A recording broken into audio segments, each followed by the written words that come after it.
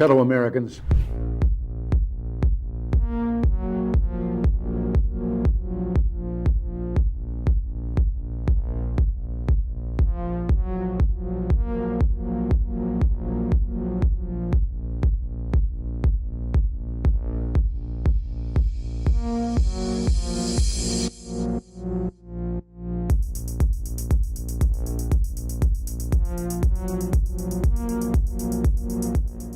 What do you have to say about dictators of countries like Indonesia, who we sell weapons to, yet they are slaughtering people in East Timor?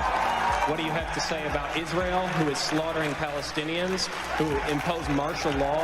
What do you have to say about that? Those are our allies. Why do we sell weapons to these countries? Why do we support them? Why do we bomb Iraq when it commits similar problems?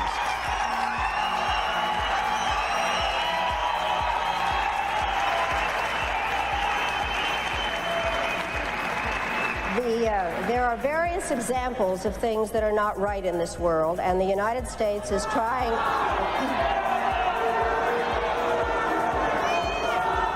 I really am surprised that people feel that it is necessary to defend the rights of Saddam Hussein, when what we ought to be thinking about is how to make sure that he does not use weapons of mass destruction.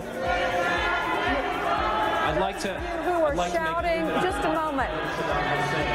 I'm not defending them in the least. What I am saying is that there needs to be consistent application of U.S. foreign policy. We cannot support people who are committing the same violations because they are political allies. That is not acceptable. We cannot violate UN resolutions when it is convenient to us. You're not answering my question, Madam Albright.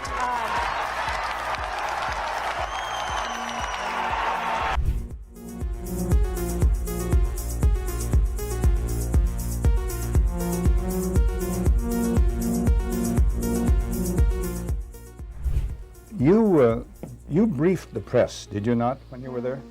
Well, I had several jobs. One of my jobs was that of analyst. I also was an interrogator and indeed briefed the press when we, the CIA, wanted to circulate disinformation on a particular issue. Disinformation is not necessarily a lie. It may be a half-truth. And we would pick out a journalist. I would go do the briefing and hope that he would put the information in print. What was your percentage of success? We were pretty successful in planting information of a rather rarefied nature. For instance, if we wanted to get across to the American public that the North Vietnamese were building up their force structure in South Vietnam, I would go to a journalist and advise him that in the past 6 months, X number of North Vietnamese forces had come down the Ho Chi Minh Trail system through southern Laos. Now, there is no way a journalist can check that information. That's data derived from radio intercepts, spy in the sky photography. So either he goes with the information or he doesn't, and ordinarily or usually the journalist would go with it because it looked like some kind of exclusive. Go after these gentlemen. I would be directed to cultivate them, to spend time with them at the Caravel Hotel or the Continental Hotel, to socialize with them, and slowly but surely to try to gain their confidence by dolloping out valid information which was true. And then I would drop into a conversation the data that we wanted to get across, which might not be true. One piece of data, for instance, that we managed to plant in the New Yorker magazine had to do with a supposed North Vietnamese effort in 1973 to develop airfields along the border of South Vietnam. The reason we wanted to plant this information was that we were trying to persuade the U.S. Congress that Saigon should continue to get a great deal of aid, and that the North Vietnamese were the chief violators of the ceasefire accord. That was printed in the New Yorker magazine under the byline of Robert Chaplin, as indeed was a great deal of such information which we tried to circulate. Frank, a two-part question. what were the objectives of or what was the objective of the CIA? What about the moral implications of what you were doing in feeding this information? Did the objective override the moral implications, moral problems? Well, the objective of the agency in general is to generate intelligence and get it back to Washington, to get at the truth and make sure the policymakers understand it. When you plant disinformation, you are diverging from that objective, and I think probably in retrospect, it was very counterproductive. I am, as an ex-CIA agent, opposed to the disinformation activities in which I was involved. I admit that I was involved, and I think it served no useful purpose. Propagandizing the American public or Congress is not the CIA's job. As to the morality of what the CIA was doing or that particular activity, the war was a very relative thing. It was a relativist environment, and morality seldom came into play when you were operating in the field. In my estimation, a CIA man should be amoral. That may sound pretty shocking to somebody, but what if my morality were that of a Nazi or agent, if you will? You wouldn't want me to be your intelligence officer.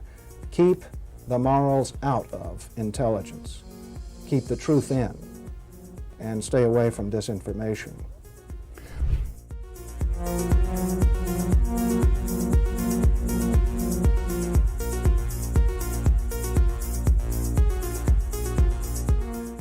It would have been more appropriate for Mr. Trudeau, Prime Minister of Canada, to address this House according to Article 144, an article which was specifically designed to debate violations of human rights, democracy, and the rule of law, which is clearly the case with Mr.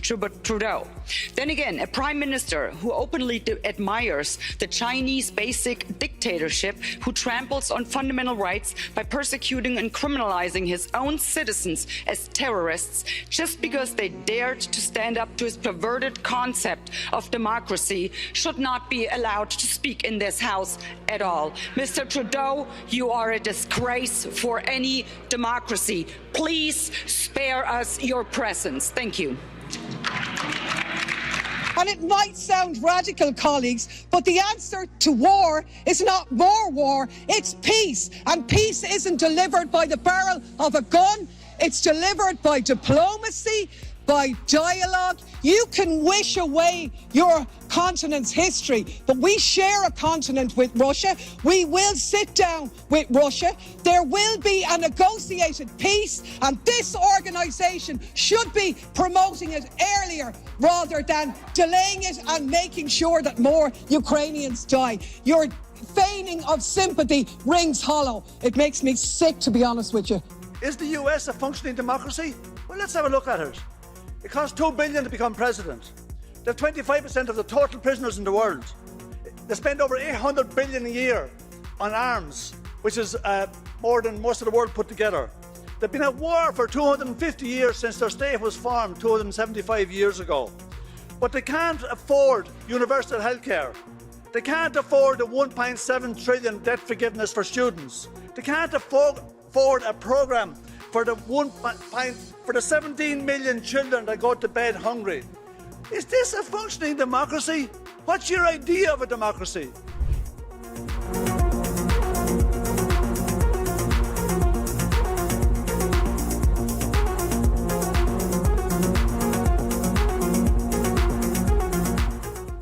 We become involved when disinformation poses a threat to the security of our country. It is when there's a connectivity to a threat to our country. It could be a connectivity to violence. And what this working group does, is precisely what I would think you would want it to do, which is to take a look at the disinformation work that our department has done and ask the following questions. Do we have policies? Do we have guardrails Do we have But standards here's the to problem. ensure- We if I can't may even just agree. We can't even extremely- agree what disinformation is. This is- You well- can't even agree that it was disinformation, that the Russians fed information to the Steele dossier. If you can't agree to that, how are we ever going to come to an agreement on what is disinformation so you can police it on social media? Senator, I have 2 points, if I may finish. Number one, that what this office, what this working group does, because it's not an office, what this working group does is ensure that there are guardrails, definitions, standards to make sure that the free speech rights, the civil rights, civil liberties, and privacy rights of individuals So are do you not think impinged. do you think Number COVID one. do you think And number COVID do two, you think COVID if I may, do you think COVID disinformation threatens our national security? And number two, if I may, Senator, and number two, is it your proposition that when the cartels spread disinformation with respect to our immigration policies to try to lure vulnerable migrants to our border illegally? I think you've got no idea what disinformation is, and I don't think the government's capable of it. Do you know who the greatest propagator of disinformation in the history of the world is? The U.S. government. Are you familiar with McNamara, the Pentagon Papers? Are you familiar with George W. Bush and the weapons of mass destruction? Are you familiar with Iran-Contra? I mean, think of all the debates and disputes we've had over the last 50 years in our country. We work them out by debating them. We don't work them out by the government being the arbiter. I don't want you guardrails. I want you to have nothing to do with speech. You think we can't determine, speech by traffickers is disinformation? You think the American people are so stupid they need you to tell them what the truth is? You can't even admit what the truth is with the Steele dossier. I don't trust government to figure out what the truth is. Government is largely disseminating disinformation.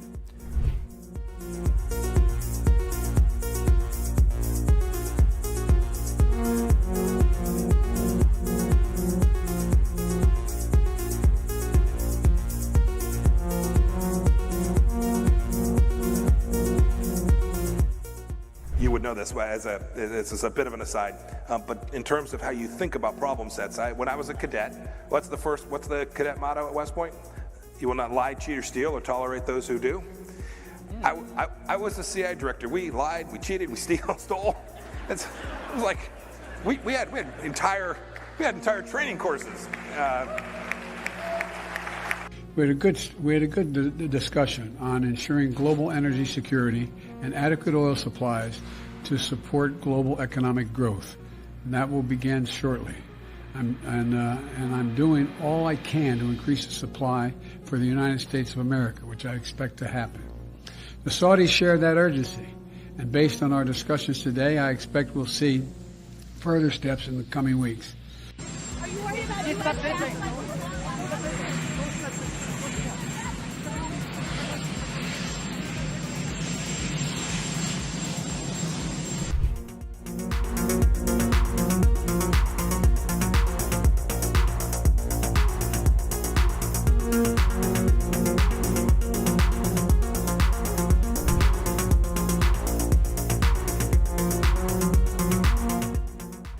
One of the hopeful things that I've discovered is that nearly every war that has started in the past 50 years has been a result of media lies.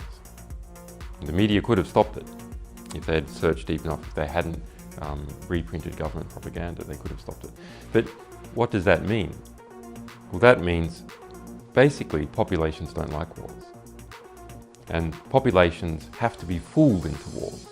Populations don't willingly and with open eyes go into a war. So if we have a good media environment, then we'll also have a peaceful environment. You killed a million people in Iraq. That is a separate... You killed a million people in Iraq.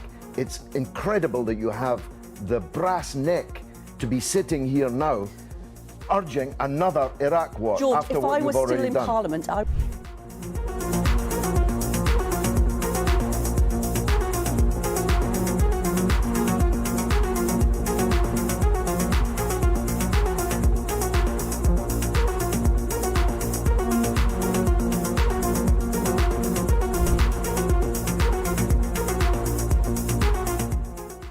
I can no longer remain in today's Democratic Party that's under the complete control of an elitist cabal of warmongers who are driven by cowardly wokeness, who divide us by racializing every issue and stoking anti-white racism, who actively work to undermine our God-given freedoms that are enshrined in our Constitution, who are hostile to people of faith and spirituality, who demonize the police but protect criminals at the expense of law-abiding Americans, who believe in open borders, who weaponize the national security state to go after their political opponents, and above all, who are dragging us ever closer to nuclear war.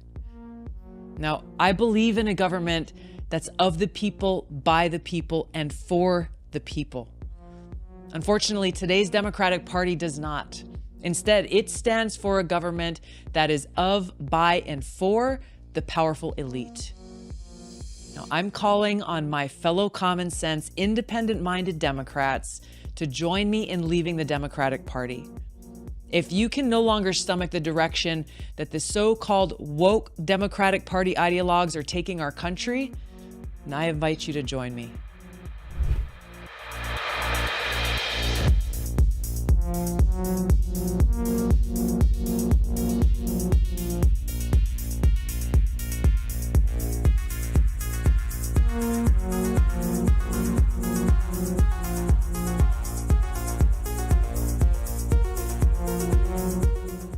Let me ask you a question. Do you think you should be the one to be able to decide when to pull the trigger? No, sir. Isn't that what this is about? If you adopt the position that any time you are denied, your particular, there's 4 groups out there, and inspectors, you're the group you headed, anytime you are denied, that ipso facto requires the United States and the Security Council to act on what they said they would do, which is to use whatever means necessary to take on Saddam Hussein so you can get into that particular facility. Is that not correct? Is that not your position? Mr. Senator, I have a job to do, or I had a job to do, and that was to disarm Iraq in accordance with the provisions of relevant resolutions. With all due respect, I'm not trying to be confrontational. I'm trying to get this as clear as I can. I really mean this now. You have an absolute logic. You put together a very tight syllogism here. You have indicated that your job is to disarm. The only way you can disarm is to have access. The only way you can have access is either with permission on the part of Iraq, or if denied, forced access, right? Compelled access. Compelled. Well, okay, compelled. You sound like the lawyer and I sound like the military guy. I mean, compelled, where I come from, when my old man said you're compelled, it meant I was forced. I mean, it was a real simple proposition. It wasn't much to debate. Now, there is a clear logic to that. And that's what I mean when I say I respect your position. But that means that whenever you choose a target that warrants inspection and you are denied, that ipso facto, at that moment, the only way your position can be satisfied or sustained is if the UN Security Council or the United States, acting unilaterally, uses force to guarantee access. Is not that true? Yes, sir. Now, that means that you get to choose the time and place when we would use force, if we use force. No, sir. Of course you do. If you choose the site and it's denied. And we coordinate with the member states to include the United States. Exactly. And prior to us going in, we have their agreement that this indeed is an inspection worth doing. Okay, inspection worth doing, everybody's agreed it's worth doing, and it gets stopped. Yes, sir. At that moment, we're an automatic pilot as far as you're concerned. Period.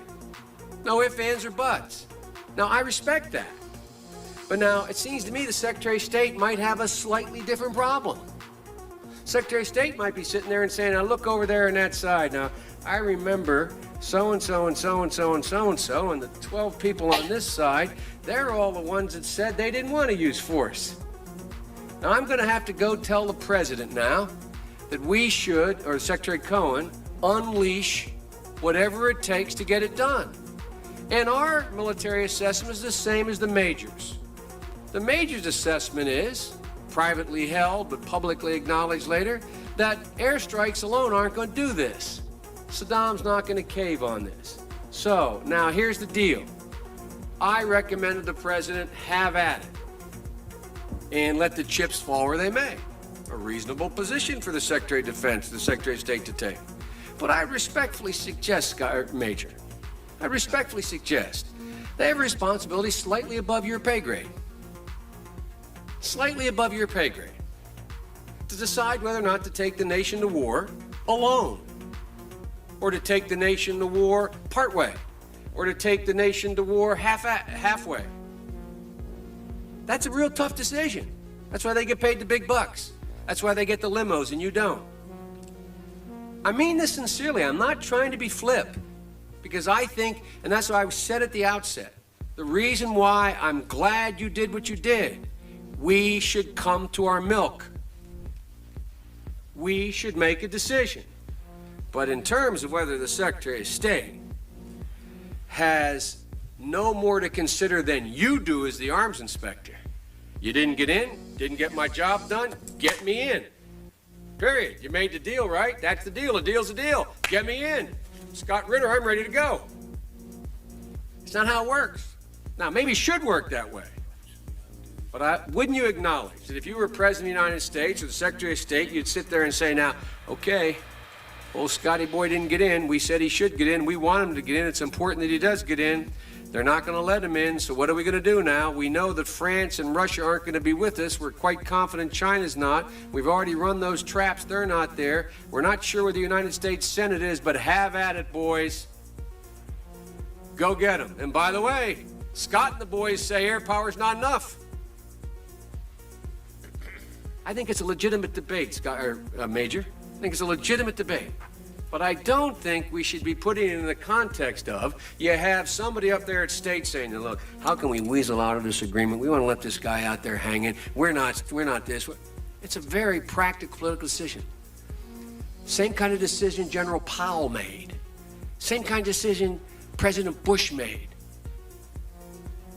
Every president, every Secretary of State has to do it. Like I said, they get paid more than you. Their job's a hell of a lot more complicated than yours. They may have made the wrong decision, and you brought it to light. We should address it. We should say straight up where we are, and we should do it. And for that, I thank you. But it's above your pay grade.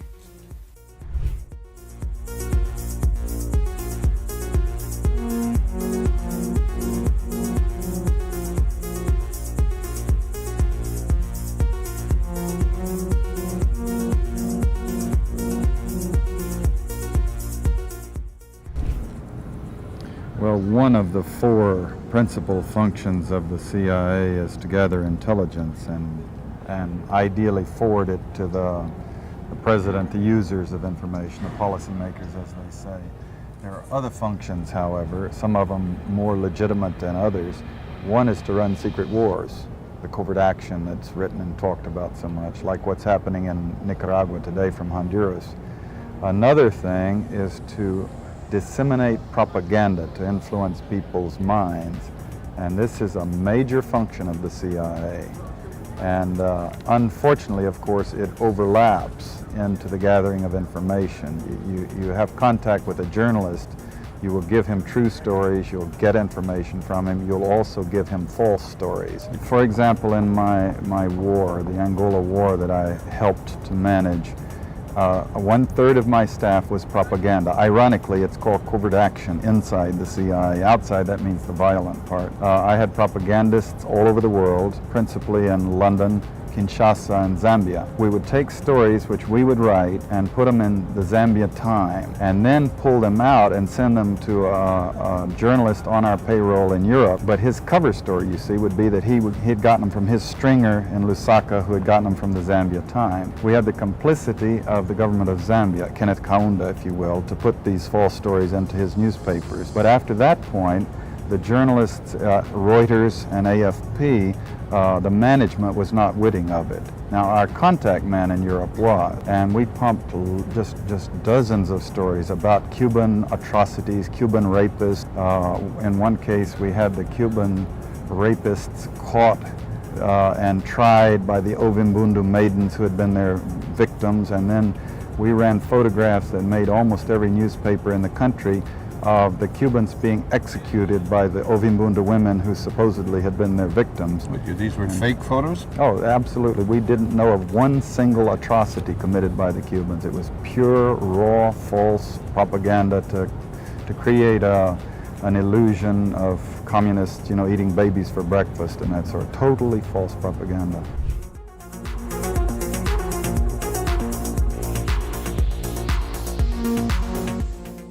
The only reason that I'm allowed to ask you this question is because today the federal court ruled that the government doesn't have the right to determine who is or is not a journalist.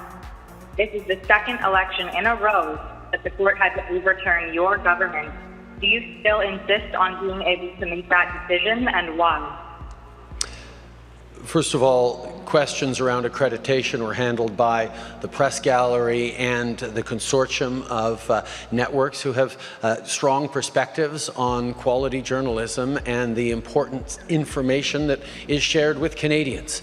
The reality is organizations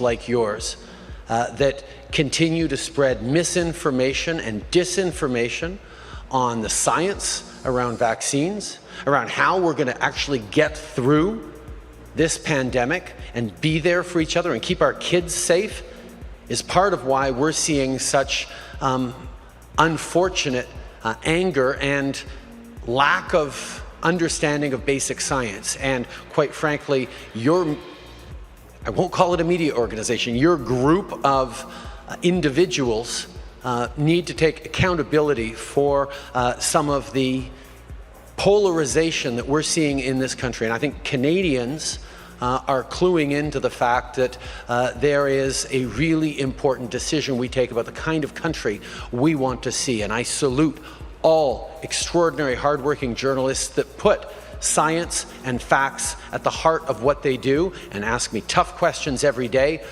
but make sure that they are educating and informing Canadians from a broad range of perspectives, which is the last thing that you guys do.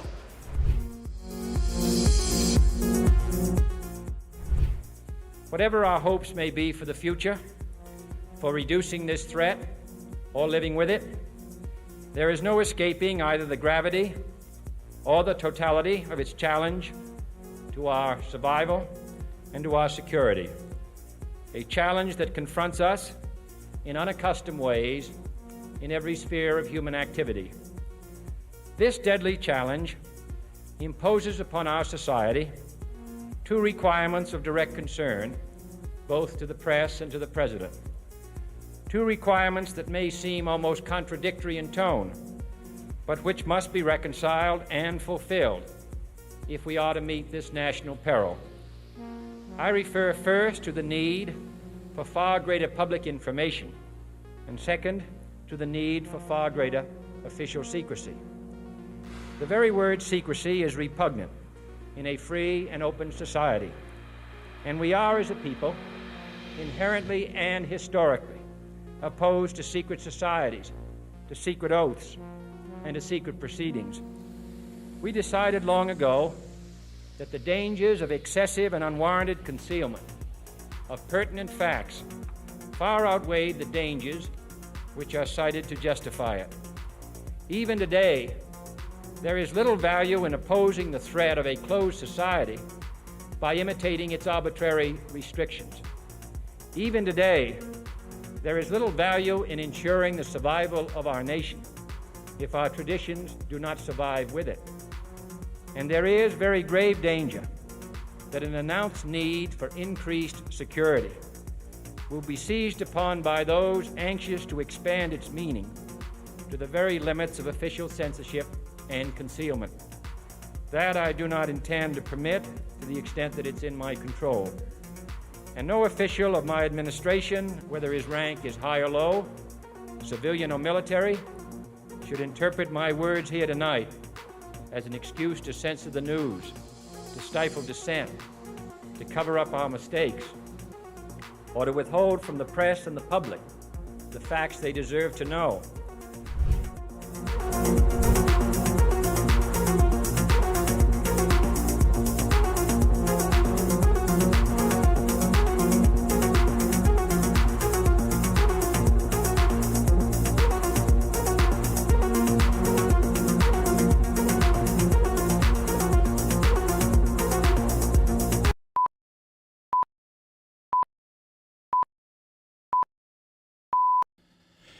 Hello, all you 2 million awakening wonders. No, welcome. Is that your Cockney accent? That's my Russell Brand impression. That's my Russell Brand impression. Russell Brand's going to be on the show this week. So no, anyway, he's nearing. He's got 6 million awakening wonders that watch his show. We've got nearly 2 million awakening wonders that watch our Redacted show here on YouTube and on Rumble. Well, actually, nearly 3 million if you count up everybody all together. Anyway, welcome to the show. I'm Clayton Morris. I'm Natali Morris. Yeah, we are excited to have Russell on the show. So that'll be exciting to talk about independent media and so much more. But on today's show, we've got a lot of news to get to. We're going to be looking at the very latest on the Ukraine attacks, the offensive that has unfolded, and how the mainstream media is pushing this. What's at the heart of the mainstream media's push for Ukraine to be super successful against Russia, and how does the deep state benefit from all of that? We will look at that.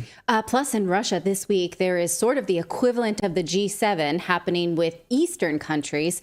Over 20 African nations have joined up, and they are saying unapologetically, look, China and Russia are who we want to align ourselves with from now on.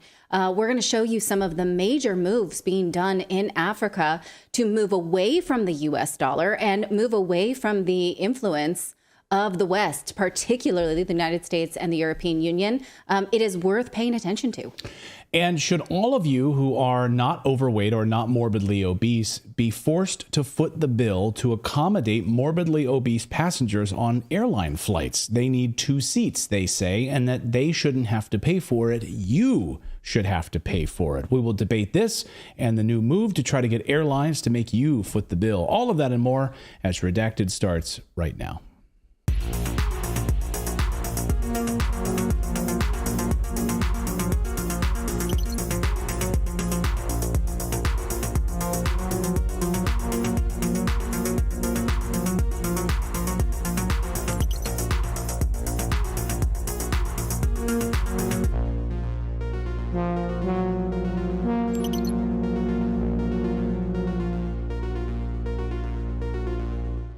Welcome to Redacted on this Wednesday. So glad to have all of you here. Thank you for all of your kind feedback and your subscriptions. Thank you for subscribing to the channel. We're live every day at 4 p.m. Eastern Time, Monday through Thursday. So thank you for your support and being a part of our great community here on YouTube and on Rumble. We also have a daily newsletter, which we work hard on. If you go to redacted.inc, what do you get there? That's right. Put in your email address and subscribe. It's a free subscription, and you'll get a lot more context for stories that we do on this show. You will get links to those stories. You'll get even more stories because on this show we do about 4 stories. In the newsletter there's far more. So it's sort of a compendium of global news plus some sort of fun thought pieces plus original links to the things that we talk about here so you can study for yourself. You don't have to show up studied. This is not a college class. But man, we have the smartest audience and the smartest readers on the planet, I'm going to say. Yeah, I'm going to say if we collectively took an IQ test of our audience, we would win. We would win it. Yes. Because we have the smartest readers and smartest viewers. So the newsletter is for those of you who like to be extra informed. And again, it is totally, totally free. It's written by Clayton and I. We work on it in the morning together. And then we decide based on the day's news what we're going to bring to you on the show. Yeah, so go to redacted.inc, it's not .com, redacted.inc, and put in your email address and subscribe. And one of the stories, actually speaking of college classes or college level, today in the newsletter, we covered the fact that Lori Lightfoot, the former mayor of Chicago who lost the election, is now, teaching a class? In leadership at Harvard. She's been named a fellow to teach at Harvard. So when you manage a city like Chicago and it reaches record levels of crime and homicide, if you lose the next election because people don't like to live where they can be murdered, it turns out, you can always get a job teaching at Harvard. You know, in leadership. Right. I mean, who's going to go to that class and pay $50,000 a year? I'm at Harvard and I'm taking a class on leadership from a person who just ran a city into the ground and lost an election. I mean, can you imagine if your child showed you their semester, their schedule for the next semester, and you're like, whoa, I'm paying $50,000 for you to take a class from Lori Lightfoot on leadership? Yeah, Mom. I don't know that I would. I am. I would do it just for comedy purposes. Yeah, I don't know. There's a great book called The Coddling of the American Mind, and it's written by the people who run FIRE, which is the free speech, whatever their academy is named or organization. And they have a ranking of universities based on who actually do promote free speech, who don't promote the cancel culture, who allow teachers to teach what they want to teach. And Harvard is really low ranked, Berkeley, Stanford, like all the most prestigious universities that you would think to send your kids to, really, you only do that if you don't like free speech. $50,000 a year, you can take a class with Lori Lightfoot. Well, if you pick up any mainstream media newspaper this morning, you're likely to read the same version of the exact same headline. Ukraine's military offensive is officially underway. They've made some progress. It's a damn struggle, but the West is counting on its success. Some variation of that headline. Here's a piece of propaganda from the BBC this morning. I want you to notice the picture here in this propaganda piece. Here is the headline from the BBC. Ukraine offensive. What will it take for military push to succeed? As Ukrainian soldiers are in a village they say they've retaken. Of course, we now know that that's not the case, but what they do is they take these pictures, publish them on social media, and then they leave these villages or are pushed out. So that's how the propaganda works. Here's a version of the CNN headline of the same kind of story. Russian accounts admit Ukraine forces are making some gains in heavy fighting. Here's the New York Times, another version of this headline. Russian forces strike back against Ukraine's advancing troops. Russia attacked Ukrainian troops near villages in Ukraine's south on the same day that Russian missiles killed at least 11 people, and President Putin acknowledged some Russian losses. Here's the Washington Post. This is my favorite. As Kiev's counteroffensive heats up, Washington holds its breath. In other words, we need this more than they do to save face. NATO needs this. NATO needs this. That's why Washington is collectively holding its breath. The collective DC donor class and military-industrial complex needs this to be a success. The future of NATO is on the line. Great reason to die. Yeah, that's a great reason for the Ukrainian kids. They don't give a shit about Ukraine. They don't give a shit about the kids in Ukraine, the young men, an entire generation of Ukrainians who are being wiped out as a result of what NATO needs. What NATO needs. We use Ukraine to fight Russia over there, so we don't have to fight them here, as Adam Schiff reminds us. The United States aids Ukraine and her people so that we can fight Russia over there and we don't have to fight Russia here. Exactly. You don't need to look more deeply. That's the same bullshit that they use for. Sorry, I said bullshit, but I mean it. That's the same bullshit that they say about Afghanistan and about pretty much all of the Middle East. Mm-hmm. And there's a great book, Scott Horton's book called Enough Already, that talks about why that is a crap line, and we should never fall for it because it's really not meaningful. I'll leave you to keep going instead of. Well, in other words, Ukrainians are the West's cannon fodder for our own devious plans. That's basically what we're saying here. They don't care about that an entire generation of young Ukrainian men have been killed. They're holding their breath because this is an acknowledgement that the emperor has no clothes. Am I right here? I mean, that's what this is. That NATO is a failed antique of a bygone era, a relic of post-World War II, a total failure. After $200 billion sent to Ukraine, the best weapons NATO has to offer, training and support from 31 NATO member countries, it has failed. And Russia has beat 31 countries in Ukraine, 31 NATO countries. And Russia hasn't even launched a massive response with the hundreds of thousands of forces ready to go. As Scott Ritter pointed out on our show, literally standing there swatting at flies with one hand tied behind its back right now. The reason Washington is holding its breath, as the Washington Post puts it, is because of what this reveals about the lie we've been sold. They don't want you to see that the truth is that all of the money we've sent to Ukraine and where it's going, we don't know where it's gone. We can't track it. A new DOD report just came out that shows that, here's called the Inspector General's report from the Department of Defense, evaluation of accountability controls for defense items transferred via air to Ukraine within the U.S. European Command area of responsibility. The report is stunning. I encourage you all to read it like I did. It shows that the Pentagon failed to track 3 out of 5 of its largest shipments to Ukraine. yeah, we're just simply sorry that we don't know where all of that money went and all of those weapons went. We don't know. Whoops. I mean, they talk a big game about supporting Ukraine with money and aid, right? But what we're giving them is basically the equivalent of what you like put on your porch for a donation pickup, right? It's not the things that you actually live your life with. It's just the extra. And it's not even being sent with any kind of real organization. So it says in this report, like a lot of these weapons are unmarked. And so personnel that's based in Poland, they don't know what the heck it is. They don't know what to do with it, and they don't know where it goes. And so there's no like bread line where it's like, oh, these people need this because they're going here. It's totally chaos. I mean, you could literally order something off of Etsy and have a better experience than the way that the Department of Defense runs its show. Yeah, I wonder why they don't have a worse Yelp. They should have an Etsy store. They probably do, where you can buy black market weapons on Etsy and get your name engraved on it. So, of course, it doesn't matter if Ukraine gets the weapons, because the military-industrial complex, Raytheon, Northrop Grumman, Lockheed Martin, General Dynamics, all of them, they will all get new orders. They will further increase their profits to replenish what has already gone missing or has been destroyed by Russia. CNBC reports, business is very good. Unfortunately, arms fair spotlights a bonanza year ahead for weapons companies. Oh, yeah, it's a good year for weapons companies. Unfortunately. So unfortunate. They really mean it when they say that. Yeah, it's unfortunate that we're up 25% profits. It's unfortunate, but we'll take it. For you. Here's how the Wall Street Journal reports it. Defense companies secure record orders. Lockheed Martin, Raytheon say supply chain challenges remain, but they're buoyed by this Ukraine conflict.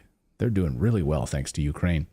So the more weapons that are just lost or destroyed is great business for Washington, D.C., and great for the defense industry. Just drive around suburban Washington, D.C. Massive new McMansions are being built all over the place. New gorgeous homes being built, new apartments, new hotels, new businesses, cranes all over the place. These defense companies need new homes for their ever-expanding numbers. It looks like an alternative reality, actually. D.C. versus the rest of America right now. In fact, Edward Snowden in his book talks about how he went in for his first defense contractor job through Dell or what have you. But everyone knew that just taking a contractor job through a private sector was a government job, but it was funneled through private companies. Right, it's money laundering. And so he went in and he was a kid, like 22, and said, oh, I think I'm going to ask for $60,000 or something. They're like, what about 85? And he was like, okay, because they knew that this was a way for the government to transfer wealth into the private sector, weapons makers, right? Specifically. And recruiters were paid bonuses based on the salaries that they placed. And he's like, everyone in Washington knows that this is a scam. Yeah. And that all these homes and all of this building and all of these cranes and all of this wealth that's pouring into the suburbs around Washington, D.C., it looks like an alternative reality. What is happening there is not happening in the rest of America right now. Tucker pointed this out last night on his show. Where did all the money go? It's certainly not here.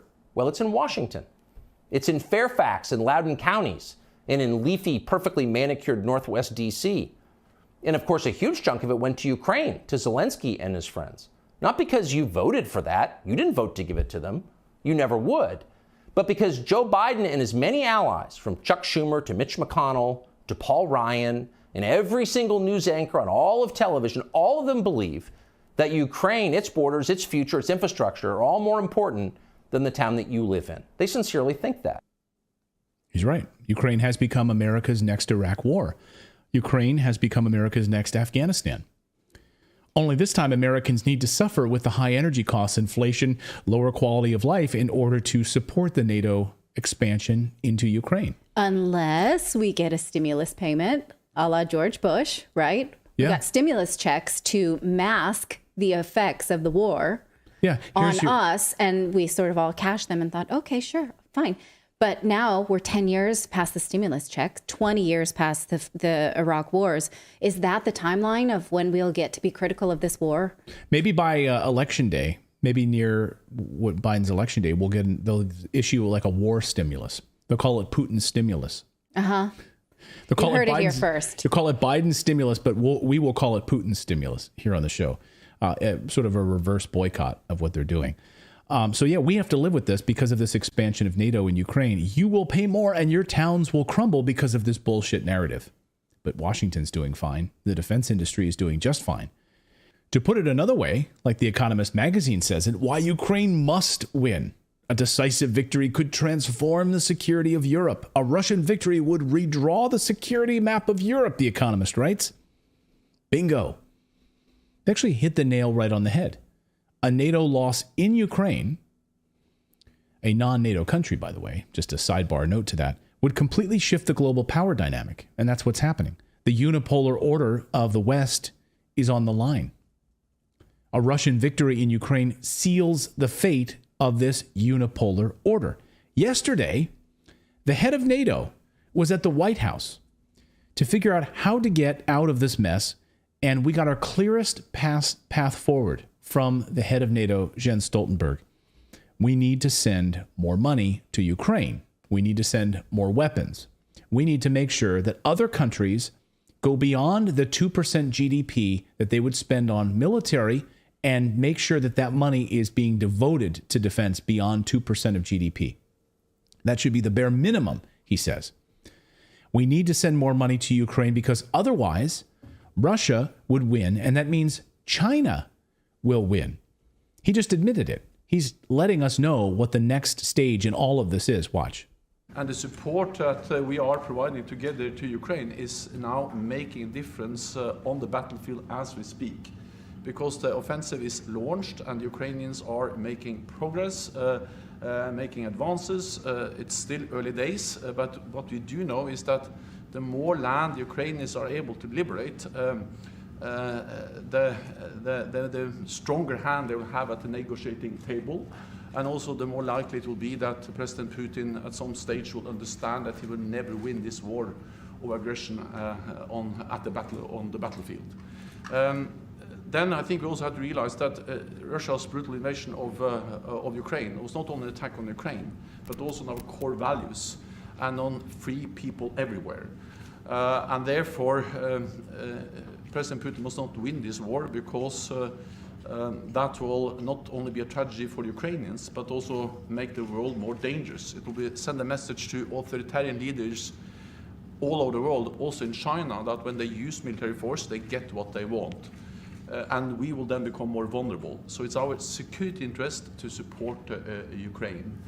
And that's exactly what we'll do when we meet all the NATO leaders at the summit in Vilnius next month, where we agree to sustain and step up our support to Ukraine, further strengthen our deterrence and defense, including by a new commitment to invest more in defense. And I expect allies to agree that 2% of GDP for defense has to be a minimum of what allies have to invest in our shared security. Yeah. So Russia needs to lose because otherwise China will rule the world. Go ahead, David. Well, I was just going to say, isn't that funny? Like when he was describing the way China and Russia think, that he was just basically describing the United States. Like, it's okay for us. You know? Right. But no, he says it's about defending our core values. Yeah, who's going to teach America that they can't use military force to get what they want? Right. When's that going to happen? So he's literally talking about democracy and core values and freedom, and he won't. Yeah, I don't know. It's unbelievable. But China will rule the world. So it's our emboldening effort against China and Russia, and the failure of the West. You'll send billions more to Ukraine. You will suffer because Russia needs to lose because of China. So, sorry, we need to. That's exactly what he's saying here. Russia needs to lose because of China. Mm-hmm. This is the reality. This is why Washington is, quote, holding its breath, according to the Washington Post. Let us know your thoughts on this in the comments below. We're going to present you with an alternate perspective on how some of the rest of the world thinks about Russia and China. And it's not what the Western media is telling you. I'm not telling you to feel this way about these regions, but it's important to look at other perspectives because all we're told is Russia, China bad, United States good, we're fighting for democracy. We're not being shown the truth about this war. Coming up on the show, Patrick Lancaster files a special report on the front lines in the Belgorod region, which has been under attack from Ukrainian forces, and the propaganda machine is going full force, letting you know that, hey, Ukraine has seized some of these towns. So, Patrick, decided to go there and see for himself what exactly is happening in these seized villages that we're seeing on the covers of the BBC News and otherwise. Is there truth to that? We'll get to the bottom of that, plus so much more. But first, we want to tell you about our friends over at Nom Nom. So your pet, of course, is a member of the family, so you shouldn't feed them like they're in the dog house. You should instead give them Nom Nom. You want to check out this sponsor because, of course, you love your furry friends. Nom Nom delivers fresh dog food with every portion personalized to your dog's needs so you can bring out their best. Nom Nom is made with real whole food that you can see and recognize without any additives or fillers that contribute to bloating and low energy. That's because Nom Nom uses the latest science and insights to make real food good for dogs. That's nutrient-packed recipes that are crafted by board-certified veterinary nutritionists, made fresh and shipped free to your door. In fact, we love our Grover dog so much that we want to make sure that he gets exactly what he needs. He had a visit to the vet recently, and the vet said he was a little bit on the overweight side. So we definitely looked into making sure that we could optimize his health while not feeding him food that he doesn't like. So Grover is supposed to be about 8 kilos, and he was closer to 9. So we got a little extra from the vet, and now we're on it to make sure that, I think with Grover, it was just, well, it's not that we're feeding him crappy food. It's that he eats other dogs' foods. Sometimes that happens. Nothing you can do about that. So I want to encourage you to give Nom Nom a try. It comes with a 30-day if your dog isn't wagging their tail within 30 days, Nom Nom will refund your offer. So right now, you can get 50% off your no-risk 2-week trial by going to trynom.com/redacted. That's trynom.com/redacted for 50% off. Once again, that's trynom.com/redacted. Well, there's been a lot of propaganda that's being foisted upon us in the mainstream media. Just to take a look at the front page of the BBC this morning, showing pictures of Ukrainian soldiers standing there holding a flag, taking a photo opportunity in a village that they've captured. Okay, is there truth to that? Did they really capture that village? These images have been showing up on social media sites. So we sent Patrick Lancaster, independent journalist, into the front lines to file this report on one of these villages that Ukraine has captured. And here is what he found. I'm Patrick Lancaster, and we have come back to the village of Novy-Tovizhonka, next to Shebekino, next to the Russian-Ukraine border or front line. There's been very hot fighting in this area. This is the area that we brought the reports from to you, where we showed you how the Ukraine forces claimed control of this village, but in fact they're not in control, and Russia is in control. And in the last days, fighting has decreased compared to a week ago. So we decided to push it as hard as we can to bring you as much information as possible. And we're going to the edge of this village, as close to the front line or the border as possible. Now, this is the Belgorod region of Russia bordering the Kharkov region of Ukraine, where intense fighting is happening. And we can see the remnants everywhere. And this is a special update for Redacted.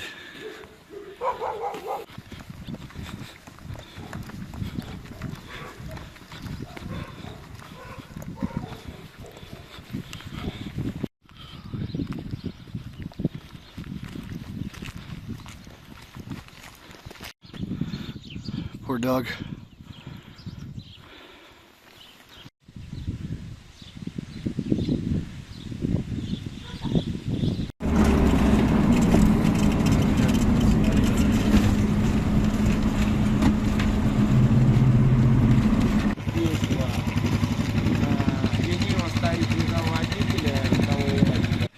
All right, right now we're in a civilian room on the edge of Novy-Tovizhonka, where we're told by the locals that Ukrainian forces did come in here about a week and a half ago and destroyed and went through everything and looted the place.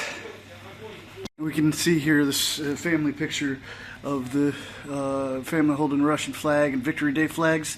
The Ukrainians appeared to poke holes through the faces. Pretty childish, you'd think. All right, so we just came up to the second floor, and we're told by the locals that the Ukrainians, just for like a day maybe, when the heat of the battle was going on here, used the second floor building as a targeting position. Just that way was the Russian positions, and the Ukrainians were here firing at the Russian positions on the edge of the town. And here on this top part of the floor, they were set up snipers to be shooting up down the road that we were just on if Russian forces would come up this road. So now we're going to move on and show you as much as we can, but it's a little bit tense here because we're so close to the front line now. Oh, and another thing, we found these bullets. It's a 5.56 NATO bullets. Soviet Ukrainians don't make these, don't have them. Believe you can make that out there. If not, there'll be photos posted.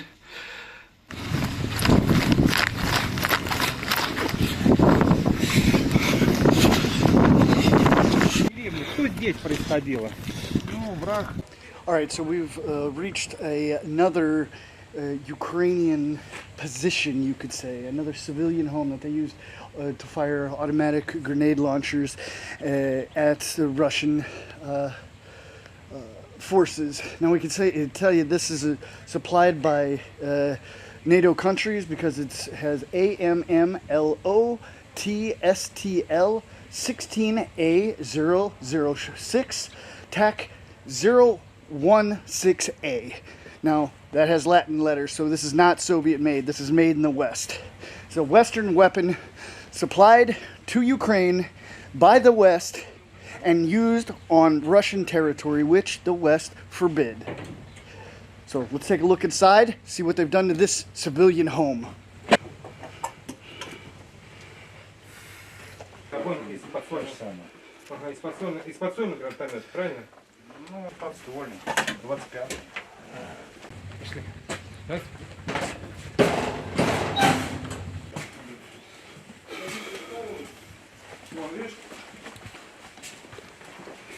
Вот это не все подписывали. И вот он. Объективирует. Ну-ка. А вот так вот по приколу, вон, видишь, как натовская шифера. Вон то, что солдат по-украински. Плюс вон сигареточки их не везде. А вот что там это, пулеметная или снайперская блихер.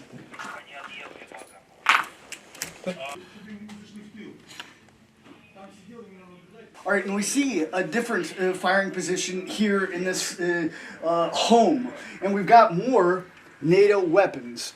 Now, look, Kiev. So, identifying this is for Kiev. Bakhmut. And another one simply labeled one shot, one kill. In good English handwriting. So maybe there's an American or British sniper here using these bullets. And we're left here. And let's look at this. This is a pack of, still has some in it, Ukrainian brand cigarettes.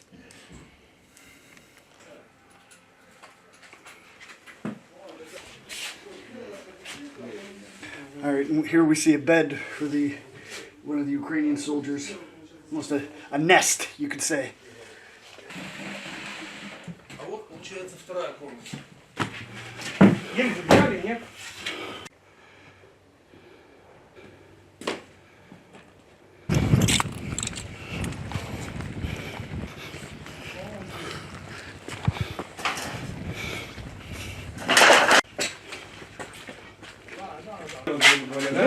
Да. Они полностью треугольником держали. Это наши российские, да. А с чего они здесь работали? All right, we came into another house on the same block, and we can see behind me, it says, for Mariupol. Now, this is Ukrainians destroying this home, the civilian home, using it as a military base, or a position, to where they fire on the Russian army, on Russian soil for, and saying, for Mariupol. Like we saw in the bullets, for Kiev, for Bakhmut, all this. No, we heard this was around the 4th or 5th. All right, so we're just up the street here in Debunking, and we see a row, 5 Ukrainian anti-tank mines here, set in the middle of this residential street on Russian soil in the Belgorod region of Russia.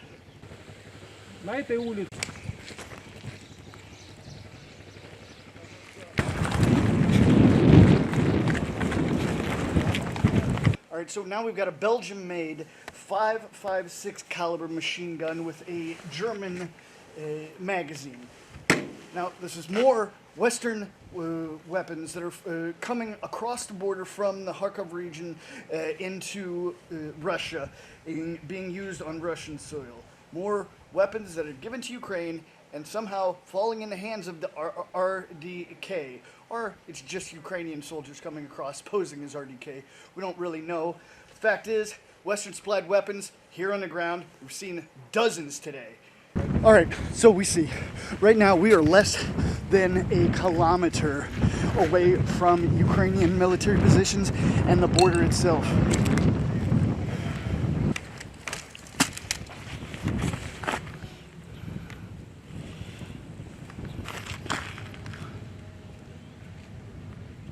Это все нейтовский, да?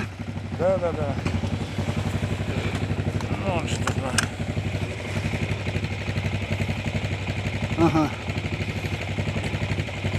All right, and right now we're in the edge of Novy-Tovizhonka, just under a kilometer from the Ukraine-Russian border, and here is some weapons that Ukraine left when they came through this area over a week ago.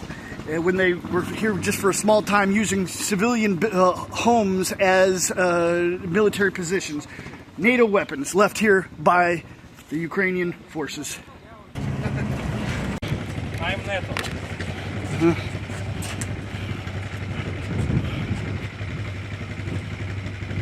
We see the Ukrainians wrote here, I'm a NATO soldier, and then when the Russians kicked them out after their short stay here, the Russians whited it out.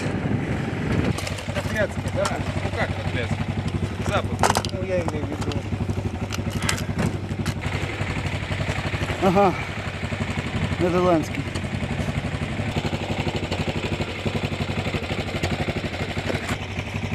We found some more NATO weapons here. One of them appears to be written in a Western language. I'm not exactly sure what it is. Comment below if you know. So we've made it to the customs control zone, which is basically the border, or very close to it, bordering Belgorod region of Russia and the Kharkov region of Ukraine. And we've found evidence of Ukrainian soldiers. This is a TATEL IFF, or Identify Friend or Foe. The Ukrainians use blue and yellow. The Russians use white and red. So when they see each other on the battlefield, they can tell each other apart and tell that they want to kill each other. That's how it works here. Thanks so much, Patrick, for that report. We appreciate it. And it's important because the Western media will just put these pictures up there ad hoc as if, you know, they pull them off of Ukrainian social media websites and they publish them as truth. It feels very much like they are appealing to our feelings about it. Like we need to, like, you know, when you've had a down day and you just need a win, that's what Western headlines are doing. Like, it's okay, making some progress. Not a big win, but here's a small one. They've taken a little village. They put up a flag. But is that truthful? Is that actually happening? And in this situation, it's absolutely not. So we wanted to cover that for you. So thank you to Patrick for that. We've got more news to get to here on your Wednesday on Redacted. We're going to talk about the U.S. dollar.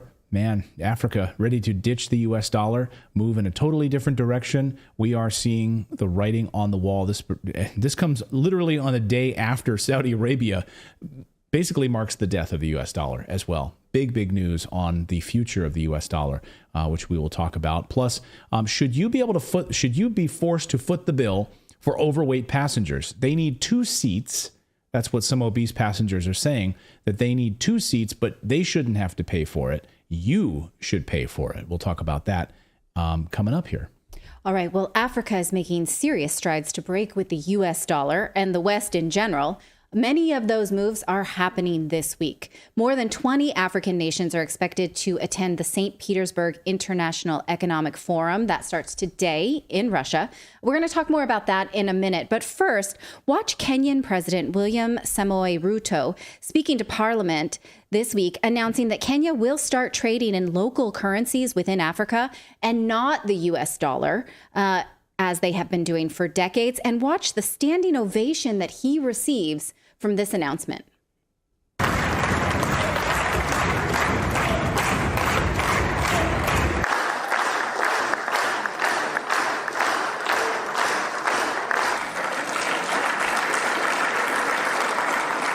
Traders from Djibouti selling to Kenya, or traders from Kenya selling to Djibouti, have to look for US dollars. How is US dollars part of the trade between Djibouti and Kenya? Why?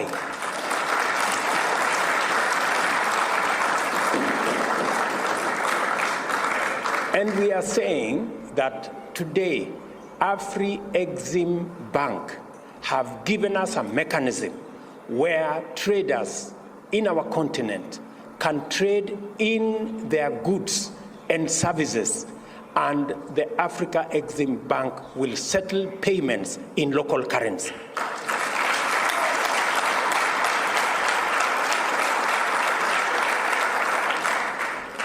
That is why Kenya champions the Pan-African payment and settlement system that is done by our own institution, the Afri-Exim Bank.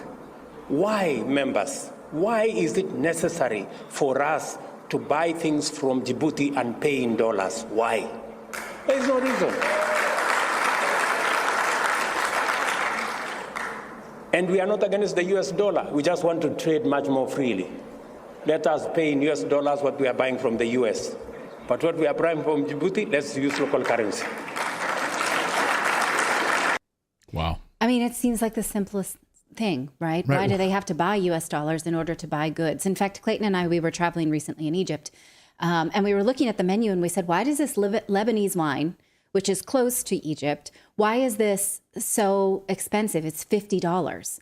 And they said because of import trades. So Egypt cannot trade freely with Lebanon, which is just next door, or Jordan, or they have no trade agreements that the European Union enjoys, or the United States enjoys, or other blocs enjoy. Africa has been prevented from doing that. Well, now they are going forward with this system. What he mentions here is Pan-African Payment and Settlement System. It's called PAPSS.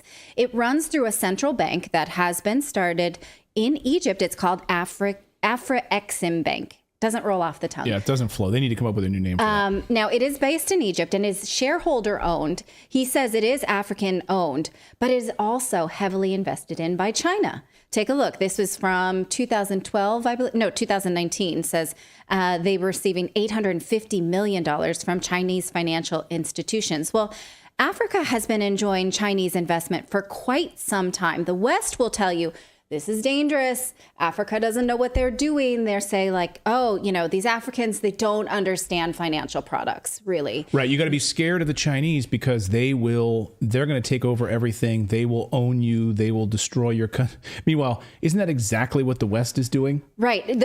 Well, and also the West benefits from Chinese investments. But we're telling Africans they don't understand what they're doing. I don't think there's anything more racist than that. Like, sorry, you guys don't understand finance. You don't understand that when you're accepting this debt from China, you're really doing your country wrong. But China has been investing in Africa infrastructure for decades. For example, in the Congo, major roads were shelled and destroyed in 1997 by the Rwanda-Uganda-backed army. China repaired those roads in 2010. Now, why would they do that? Here is how Siddharth Kara explained it in his book called Cobalt Red about cobalt mines in Congo. He says that China's dominance in Africa was established in 2000 when President Jiang Zemin proposed the creation of the Forum on China-Africa Cooperation to facilitate Chinese investments in African countries. This relationship was billed as a win-win. The Chinese would build much-needed roads, dams, airports, bridges, mobile networks, and power plants across Africa. And in exchange, China would secure access to vital resources to support its growing economy. And that has continued. These roads were built. We're going to hear from a politician who is going to tell us more about that just in a second. Now, Kara, the author of this book, he thinks that Chinese cooperation may not be the best thing for Africa, but not all African leaders feel that way. Just this week, Zambian politician, I'm sorry, it's going to sound terrible the way it comes out of my mouth, Akende Memembe Chundama. I believe that you can't, it's not like Western last names where you can just use one name. The name loses its meaning if you don't say it in its entirety, and it's butchered from me, and I apologize. But she spoke in Moscow this week about how the West has been exploiting Africa for centuries, and Africa is now demanding autonomy, and they feel like Russia and China are totally acceptable partners as a means to this end. Watch. Africa is a hub for natural resources. It has always been for the West. And now Africa has multiple options. Africa doesn't have to succumb to a bad deal that we get from the Western countries. Africa has choice now. Africa now wants to be treated as equals at the table. And now Russia and China offer that to Africa. Now, she goes on to talk about how the West has no problem toppling governments inside of Africa to get what they want. We have so many examples, but I thought I would just give you this one for tonight. This is Patrice Lumumba.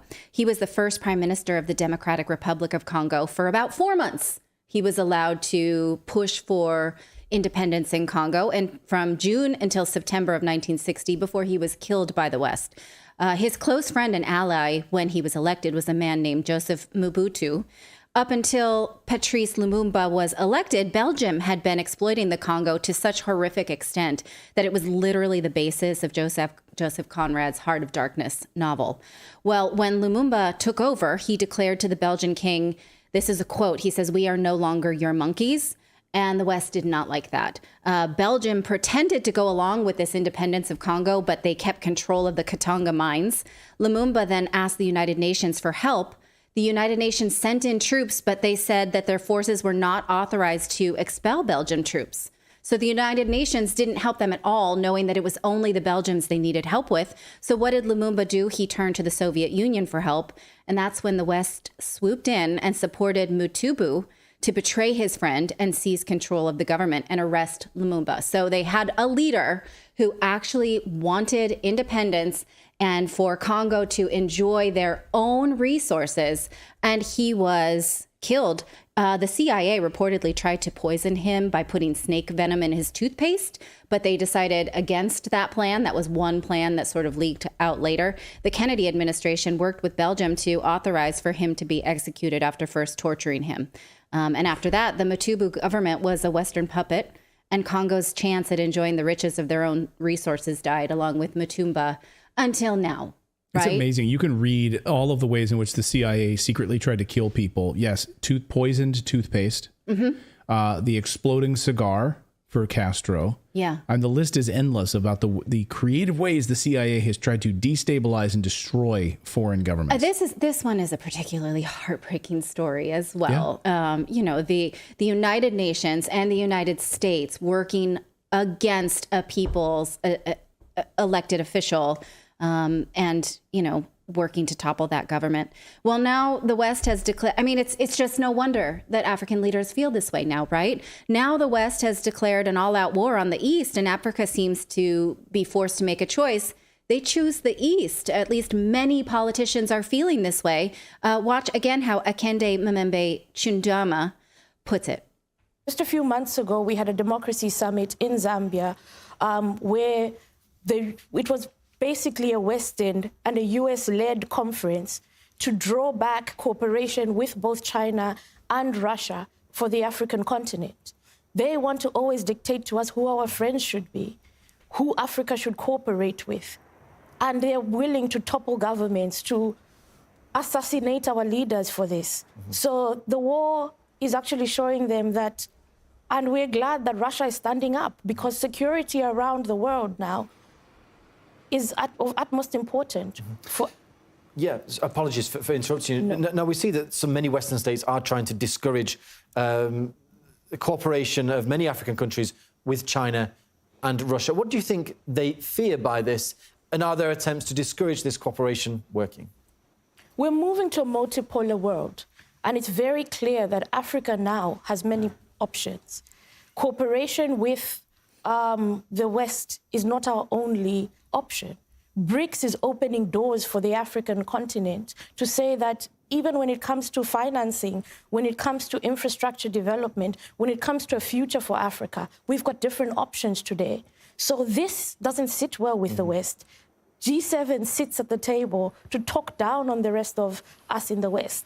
But with BRICS, we're seeing a different order. We're seeing a global community wanting to come together and talk as equals. So this is not sitting well with the West. It's not sitting well with the hegemony that they're used to. Wow, that should be... Yeah. Everyone should watch that clip. Speak, girl. Yeah. She goes on to say that the debt they get from China is based on favorable rates, and they actually seize where it goes when roads, schools, hospitals, hydropower stations are actually built as a result. This is we do know how to evaluate financial products, thanks to the West. We understand interest rates and what you get in exchange for loans. She says this idea that Africa is putting itself into a debt trap is fake news and Western propaganda. And I'm going to say that that's racist for the West to tell an entire nation of people they don't know how to deal with finance. She says that she says all of this while she's in Moscow for the St. Petersburg International Economic Forum. Again, there are more than 20 African nations in attendance, and also leaders from Asia, the Middle East, India, and South America. More than 17,000 participants from 130 countries and territories have now confirmed participation, according to conference leaders. And the focus here, again, is on multipolarity, which I think is code, and the East is using this a lot for each region maintaining its own power in the world and autonomy instead of unipolarity, which is what the West has enjoyed for the last few decades, which means power concentrated in one place and one economy. So again, I think this is a major struggle for global values playing out right before our eyes. And it's amazing to think, because now on the heels of the meetings between Iran and Saudi Arabia, bringing the Iranian embassy back into Saudi Arabia, that peace being basically brokered because of China. We're seeing the expansion of the Saudi Arabian partnerships with China and the expansion of the Chinese yuan and moving away from the US dollar to settle trades with China. I mean, the writing is on the wall. The writing is absolutely on the wall right now for the US dollar. I mean, it's not going to be. I can't say we can't say who will win, but we're seeing clear battle lines of East versus West, right? Well, she goes on to talk about how the West and Western organizations are demanding that when Putin comes for the BRICS summit, is it BRICS summit? When he comes to South Africa, I forget for which conference in August, that they are supposed to arrest him. And, South African leaders are saying we absolutely will not do this. And so now we're seeing loyalties have been drawn. Yeah. And I'm not saying the death of the US dollar is going to happen overnight. No, but we saw the largest sell-off of US dollars in the past year than we've ever seen in its history. So if you're looking at trends and you're seeing where countries are moving and how they're beginning to settle transactions, the writing is on the wall. We have more news to get to here on your Wednesday. We're going to talk about whether or not you should foot the bill for plus-size passengers who don't want to pay for that extra airline seat if they can't fit into it. You should foot the bill, they say. But first, we're talking about the U.S. dollar. The writing is on the wall. We are now heading for a bear market, a 3 to 5 year real troubling signs for the U.S. dollar. We just saw some major news this morning on Zero Hedge about the U.S. dollar and the U.S. dollar decline. It's happening in real time. Just forget all the Africa stuff we just talked about. Forget all the Saudi Arabia stuff we just talked about. It's happening before our eyes. Our friends at Lear Capital can actually help you get set up with a self-directed precious metals account. why we're so passionate about making sure that a portion of your portfolio of savings sits in precious metals, gold, silver, and silver prices right now. Holy smokes, really cheap, half of its all-time high. Right now, we're sitting at nice bottom levels for where these things could go. I'm excited about silver. Natalie and I just made a big silver purchase. We kind of rotate between gold and silver back and forth, but this time on this last round of purchase that we made, we said we're not doing 50-50, we're doing 100% silver purchase. So that's what we did. I think it was really important for us to have a portion of our family's wealth in precious metals as a hedge against inflation, as a hedge against the collapse of the US dollar. This is very important for our family. And, you should learn about it if you're interested. Go to their website. You can go to LearRedacted.com. That's one way to do it. The other way is, I prefer this way actually, is to get on the phone and call them. Call their 800 number and speak to one of their team members and ask to get one of their free gold and silver investor guides sent to you so you can do some research on your own and learn and see if it's a fit for you. That 1-800 number is 1-800-613-3557. 1-800-613-3557. And right now, you can get up to $15,000 in free bonus metals with a qualified purchase. So ask about that on the phone when you speak with them about it. $15,000 in free bonus metals with a qualified purchase. So call their 800 number today, 1-800-613-3557, or go to LearRedacted.com. Those links and phone number are in the description below if you're driving right now and you can't find it. All right.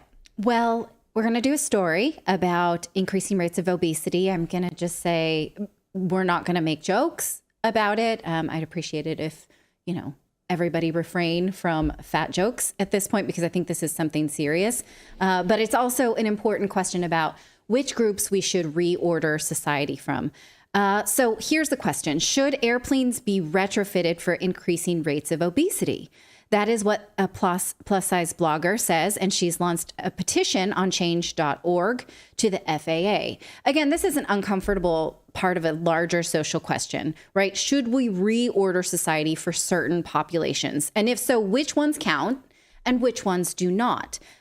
Can the world be reordered? We talk a lot about gender, right? Should we have now a third set of bathrooms? Should we have different sports competitions?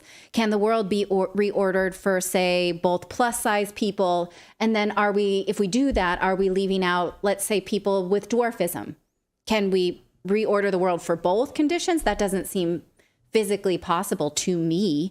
And should people without those conditions pay for the reordering of those society for others, right? The petition for plus-size travel demands that airlines standardize and make clear their policy for plus-size travelers. This is the blogger who is advocating for that.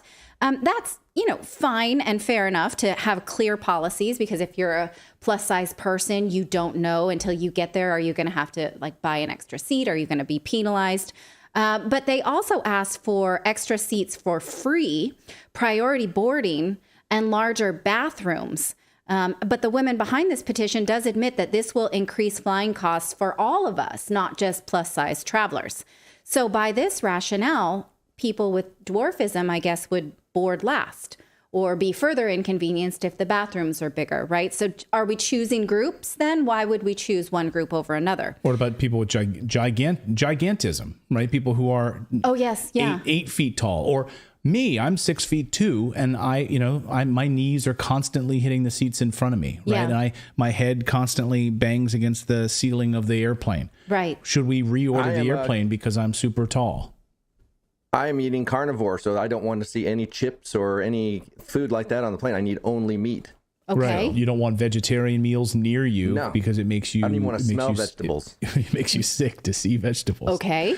Well, I have often traveled with really small children. I have 3 children, and I thought to myself, because she does a video where she talks about how to book the second seat if you're a plus-size person.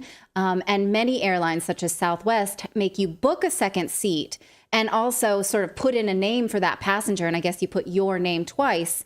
And then when you get there, you get a refund for the second seat. And I thought to myself, well, I've often traveled with a lap infant, and I would have really liked that second seat. So what if I booked as a plus size passenger and I got there and I said, okay, where's my refund for the second seat? And they said, no, you don't qualify. Your weight doesn't qualify. Well, could I call that discrimination? Right. Oh, you're saying that I'm not heavy enough? Well, what is heavy enough then to get this What second is the seat? threshold then for that second seat? Do you have a scale? Do you have a BMI scale back here in next to where you keep the Right. the bad coffee? Yeah. And so can we, would we reorder society for people with small children? We don't in the West. You don't get a lot of priority for having small children. You're treated like pariah. No, but I mean, we see people being reordered for when you have a pregnant woman, right? Of course, there's pregnancy parking spaces Yes. that are at different at different stores. There's priority for pregnancy in a lot of different stores throughout Europe. You can, when you have to get the little paper, you're ordered to go up. Oh, in Europe, you don't even get the Senya, the ticket, the Senya, the ticket. You don't even get it. If you're pregnant or you have small babies, you just go and stand in front and no one says boo to you. Yeah. That's just how it works.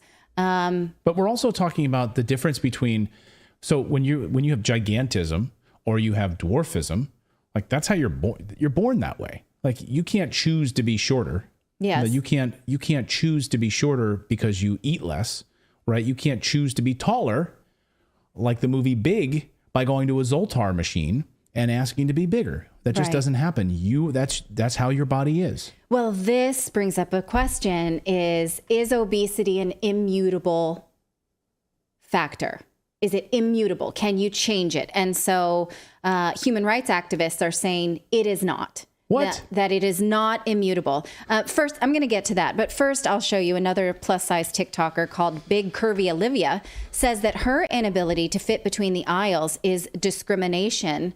She posted this on TikTok, and I think it has since been removed, but not after being covered by CNN and going viral. So you can watch this while...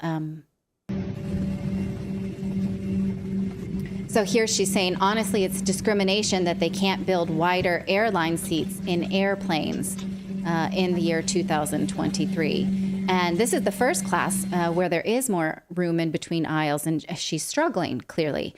This week, CNN, covered this story about the FAA and whether they should totally retrofit travel at the cost of travelers.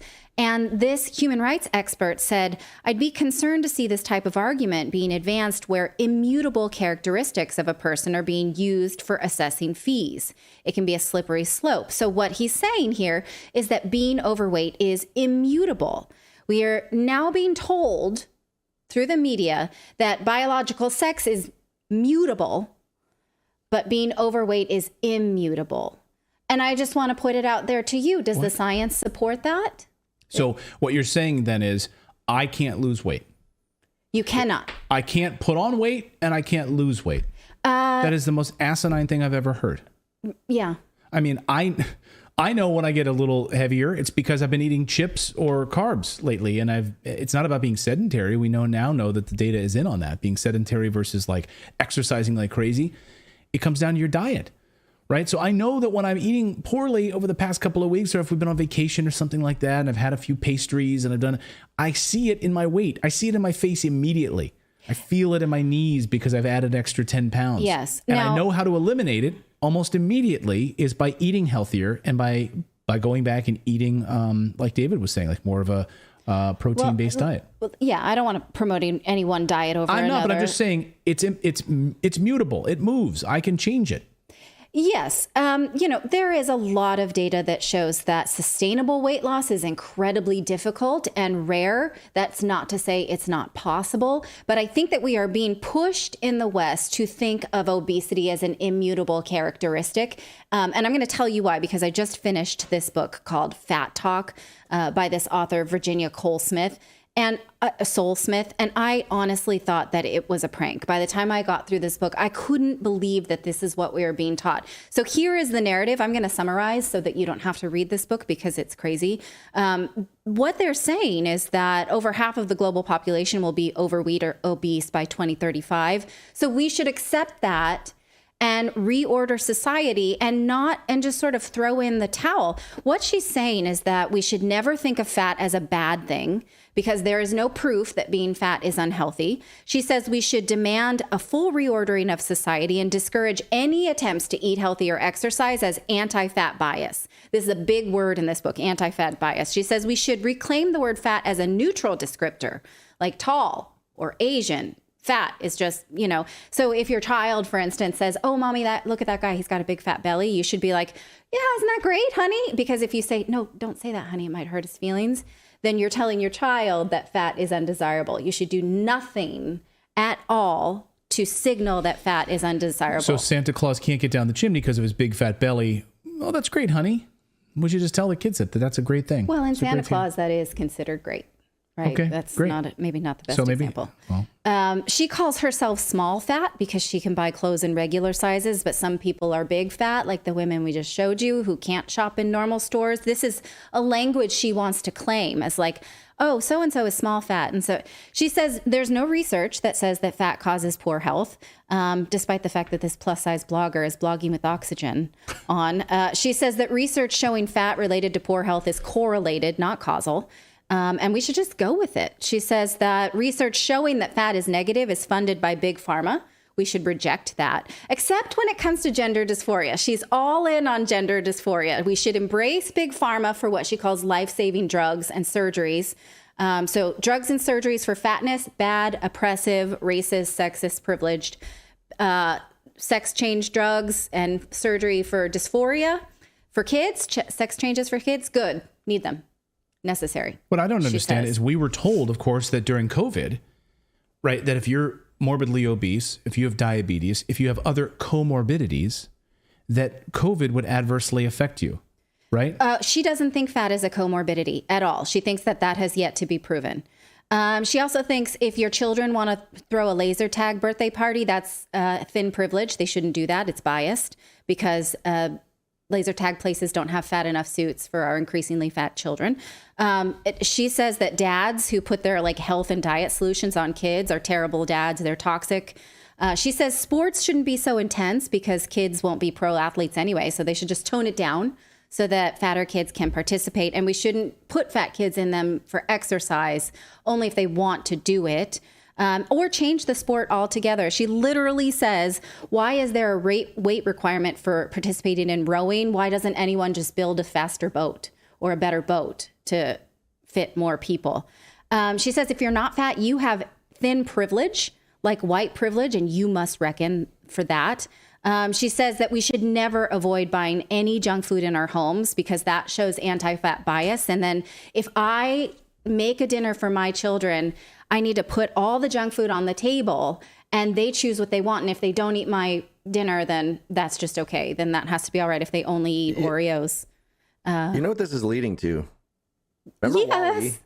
When those people are I've thought of that the whole time reading this book. Yeah, Wall-E, of course, the Disney movie where, they're on motorized carts in space. Yeah, and totally disenfranchised. Yes. Yeah. They just drive around with big Slurpees and big sodas in their hand. Yeah. I mean, think of that. Like, I make a dinner for my kids. Like, I make a chicken pot pie and I put it out and they're like, no, I'd rather eat the cookies. And I guess, my efforts be damned. Screw you, Mom. Yeah, you should listen to this woman in this book.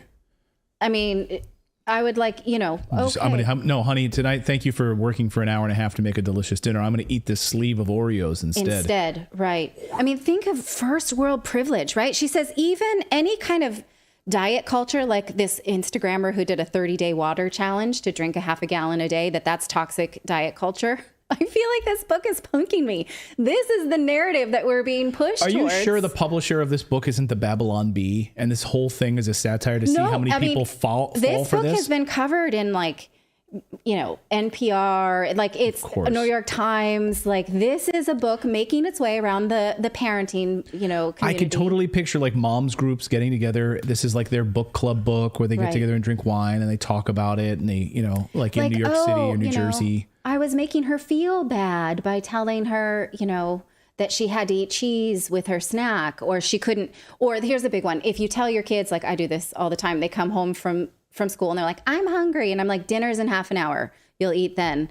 That is me putting anti-fat bias on them because I want them to eat my dinner. Okay. And I should not do that. That makes me a shit mom. I get so frustrated. The kids come home from school. They don't do it anymore, but they used to come home and they eat a big snack that you would put out for them. And then I always get so frustrated because you would make a great dinner and then they wouldn't eat the dinner. And I would sit there and watch them just stare at their plate of food. And it's because they just 30 minutes ago had a snack, had a whole bunch of snacks. Yeah. And that makes me... I hate snacking so much. And that like makes me if an I could anti-fat remove the bias. idea from their brain, because it's extra work for me, and then they don't eat the actual food. But if I want them to eat any real food, that's me being a bad mom. Or toxic masculinity, according to this woman. Go ahead, David.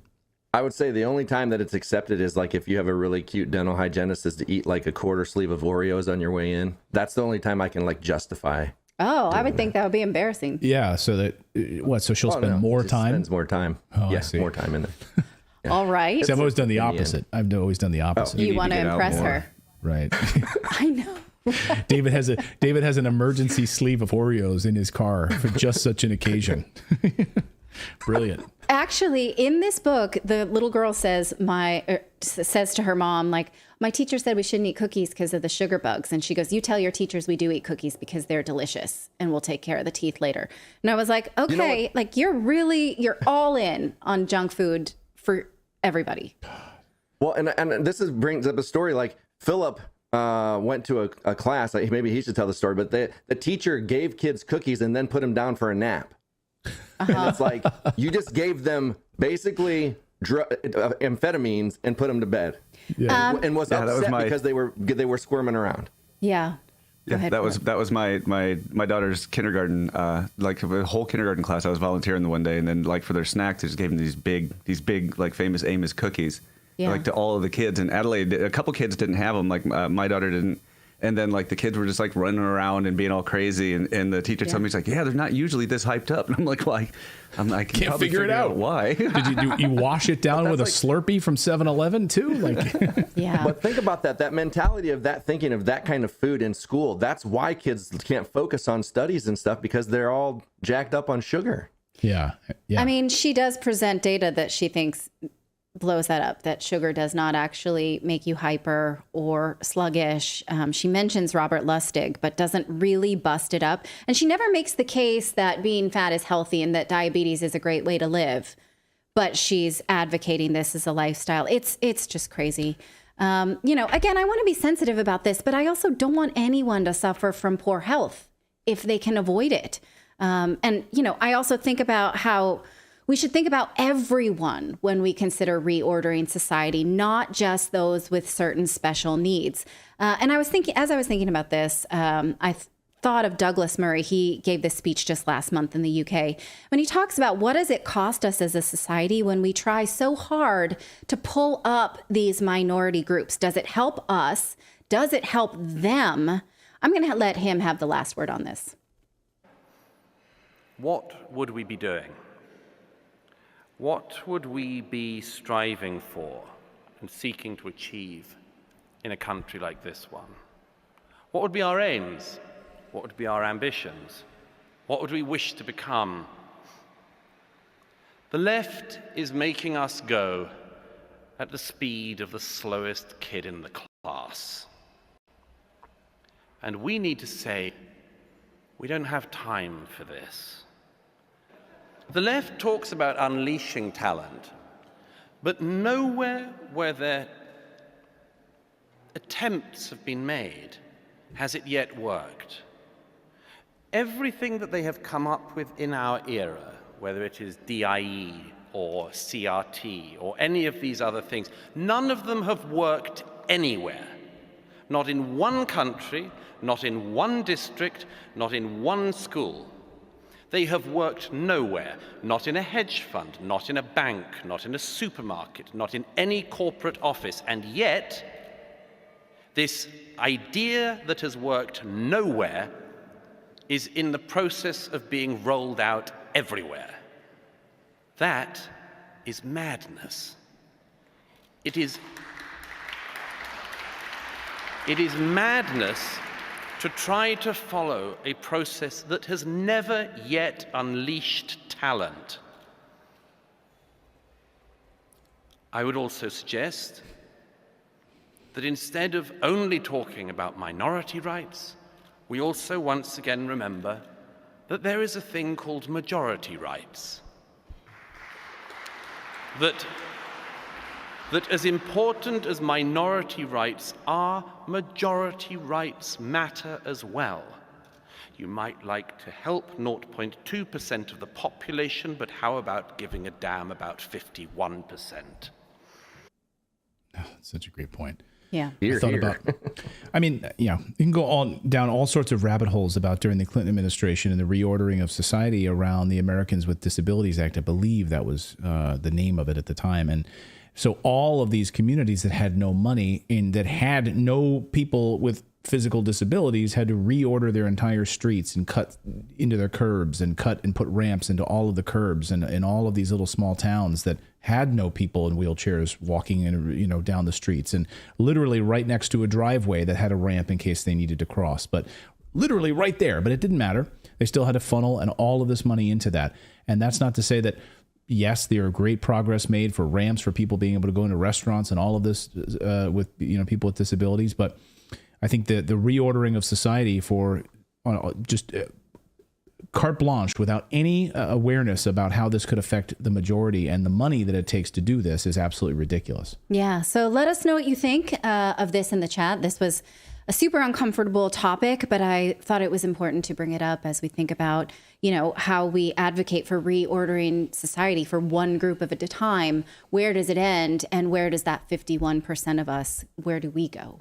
Let us know your thoughts on that, and make sure you subscribe to the channel. We're nearing the 2 million mark now here on the channel, which is super exciting. So thank you guys so much for subscribing to Redacted, whether it's on YouTube, Twitter, on Rumble. You can follow us on all those platforms. Thank you guys so much. What's that word? And what's that? Like 15,000 away? Is that right? Am I about 15,000 or so away now. Yeah, we're gonna have a party. That's awesome. Super excited about that. So thank you, everyone. And we'll be back here tomorrow at 4 p.m. Eastern time. Set those bell notifications. Have a great night, everyone.